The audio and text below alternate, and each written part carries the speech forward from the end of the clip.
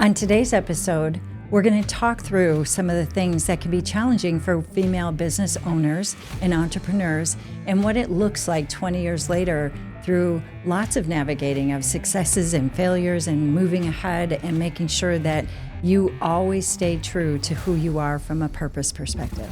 At InitiativeOne, we're igniting a leadership revolution by helping organizations eliminate the drama, improve decision-making, and win as a team. Join Dr. Fred Johnson on the Leadership Initiative podcast as we uncover insights to maximize your impact and transform your life. Welcome back to the InitiativeOne Leadership Podcast. We are so excited to be back today. We have a special guest. Her name is Joey Reeder, and Joey is joining us. She owns a company called Amazing Events. We have partnered with Joey, and we're so excited and ecstatic about partnering with Joey and starting off our second annual conference with her team. And as we start out today, Joey, I want you to go through. First off, you're an entrepreneur at heart. You started this business how many years ago? 20 years ago. We're celebrating 20 years this year. Amazing, amazing. And when you think back to the beginning and taking that leap as a business owner, entrepreneur, talk to me about that story. Like, how did you even begin Amazing Events and the great work that you do today? Well, I think it really started back. My background is in human resource management. And so I worked for a global company in college and out of college. And then I transferred from there to a smaller construction company. And during my time there, I was an employee relations specialist for the first 5 years and then an HR manager. And I always was drawn to the things that brought people together. So whether it was back then United Way campaigns or employee appreciation events or all employee meetings, safety trainings, it was where I thrived most was bringing those people together. And so it was actually my husband who said, hey, I think maybe you should look at starting your own business. And so when I started to do the market research, I realized there was not a lot of corporate event management companies in Northeast Wisconsin, not in our region. And so I did the research and realized that there was something here. And so we wrote the business plan, and it started off with just myself at that time working in our basement. And now 20 years later, we have a team of 16. We've had extreme growth over the last 5 years, all throughout 20, but the last 5 years have been some significant growth. And, when I started, it was always, I wanted Amazing Events to be known as the expert in the events industry in our region. That was always our goal from the beginning. And I feel like we're getting there. 20 years later. Yeah. It's everybody thinks it's instant overnight success. And there's so much along that journey, isn't there? There is. So as you describe that, I think about some of the things that we work with our leaders on and how strong and powerful your purpose at that time had become. And, we work with leaders first to figure out what's our own personal purpose statement, and we have them get it down to actually 2 words.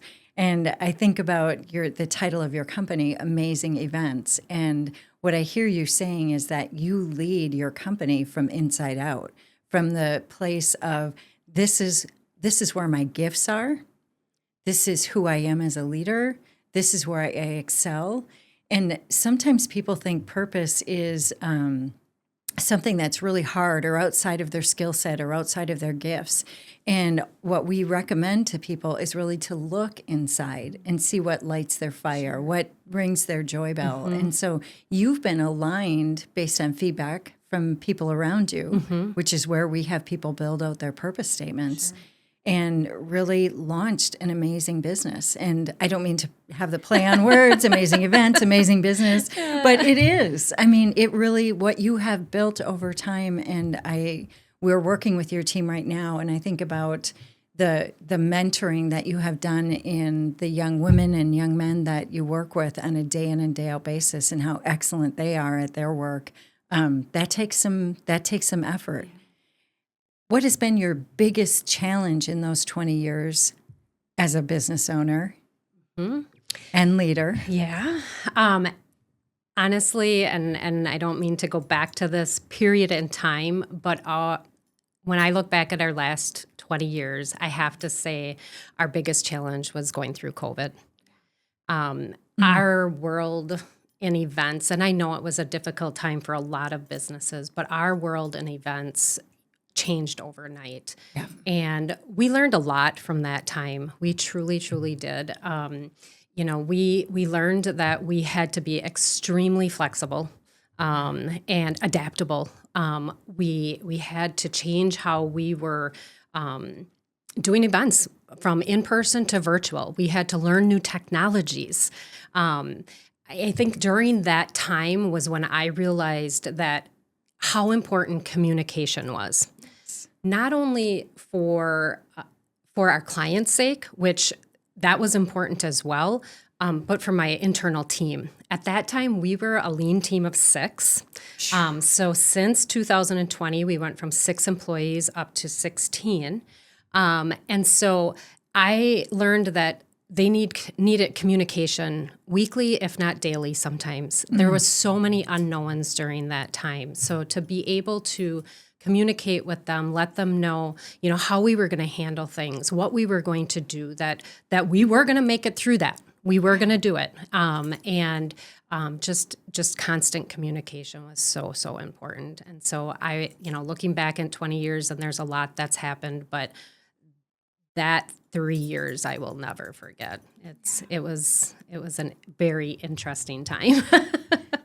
Well, and providing clarity for your team and what you do. Again, I go back, that is your greatest gift. It's your team's greatest gift to keep everybody moving in a direction to pull off, I'll call it pull off, an event that people can come to enjoy, engage in, and they're so good from a communication standpoint. So I share that because your ability to provide clarity in what's next is bar none.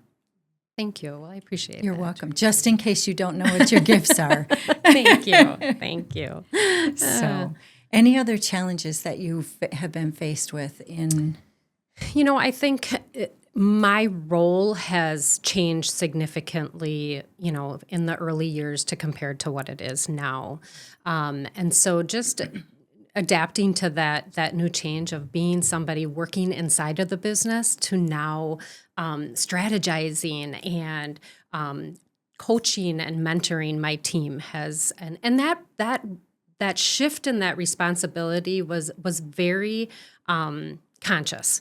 And it started probably like 7 years ago where, I was like, okay, I need to be starting to I brought in salespeople because I thought at that time, 15 years ago, I didn't like sales. Now I love the sales part. But so I tried bringing in salespeople. And like I said, about 7-8 years ago, I realized, you know what? I need to bring the right people in on this team so I can start focusing on building this business. And so we set out to start reducing the amount of clients I had. And bringing in the right people that could manage those. I wanted the business to be about all of the awesome people that I work with and alongside of. I did not want it to be a Joey Reader business. It needed to be amazing events because we have these outstanding directors, these outstanding managers, these divisions that these teams are running. So I set out to start, backing off from some of the events and getting them transitioned over to other managers. And that has worked really, really well. And I think part of that is why we're growing as well. And so I love the sales part now. I love meeting with new clients and sharing with them what we can do and how we can elevate their events so their team can focus on what they need to focus on, and we can focus on all of the logistics and the crazy amount of details that go into planning a successful event. Let them get the people there, and and sometimes it's networking with the people that are there. Let us take care of making sure all of the logistics and the details and the food is correct, and all of that goes into an awesome event. So. from a testimonial from experiencing Joey's team, everything that you said has been what we have experienced. Excellent. And it leads me to think about, and just if you want to talk a little bit about this, how important on the relationship building side it is to build trust and have trust with the people that you're working with. I mean, without trust of your team on my team's part, it could fall apart in a moment. Exactly. And so when I think about that ingredient of trust, I think about just again my experience with you. And we met years ago when we were thinking about big events like this, and we finally did it ourselves the first year. Big mistake for anybody who's planning an event. Don't do it inside your company. Let Joey help. Let Joey's team help. But that was a huge learning curve. And to hand that baby off and trust someone else with our coveted clients, our coveted, we have a certain brand presentation that we like to have in terms of how our customers or our clients experience us. And your team has just met every single checkbox that there has been in terms of building trust and working with us. And that means that what that requires is sometimes giving feedback and collaborating back and forth and working things out when problems arise. And again, right shoulder to shoulder with you doing that all the way. Absolutely. And, and we, as the event management company, we want our clients' events to go as smooth as they can. And nothing is greater than, we just had an event last week. I saw on Facebook. And the client it was a first-time event. It was over the top, met their expectations. And that's awesome when that happens. When we can partner with them, when we can really understand what their vision is for the event and make it come to life. And it's 8-9 months in the works, and then that night or at that day, that week, when we're able to execute, and just those hundreds and hundreds of hours of planning you see come to life, and things go so smooth, and you have happy guests and great experiences, and the client, met their goals and things like that. That's what it's all about. So that's awesome. That I'm glad you're experiencing that with the team working, Erica and Kelly working with the gals over there and the people at InitiativeOne. So that's great. They've been terrific. I want to shift gears a little bit. When you are serving so intently with your partners and being that extension and having, multiple partners, how do you coach or work with your staff in terms of their own their health? I mean, their emotional, mental health, because it can be an intensive period. Sure. It can be, there's a lot, we teach people, most leaders have a self-belief of 2.7. And, it's that to be able to pull that off, you have to have that confidence and be able to really know that you have been given the gifts, talents, abilities, just like you were in your early days. Sure. That, this is my purpose.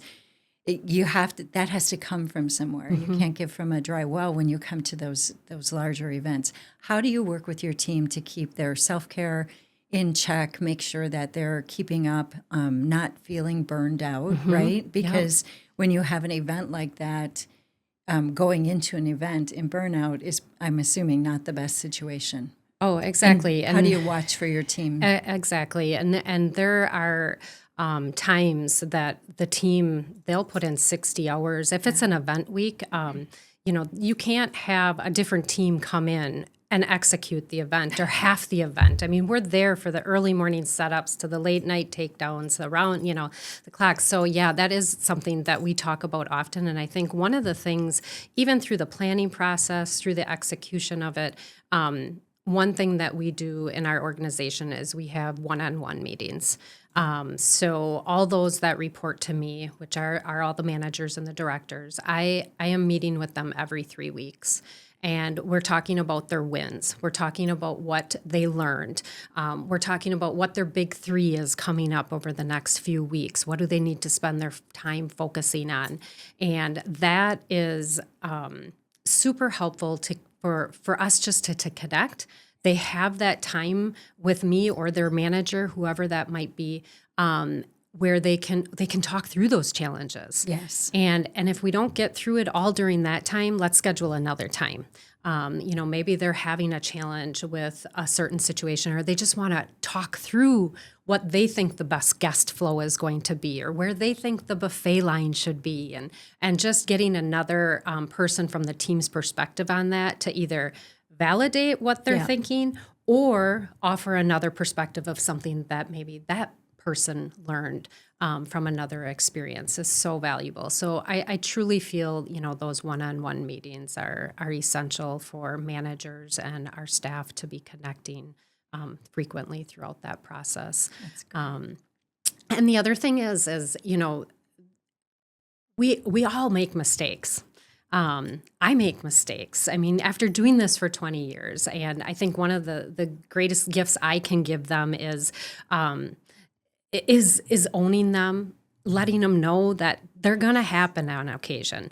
And so I always say, as long as you learn from it, let's move on. Let's talk about it. Let's vent about it. Tear it apart. Let's learn from it. And then the next day, we're moving on. Yeah. We're not going there anymore. So I think that's really, really important as well.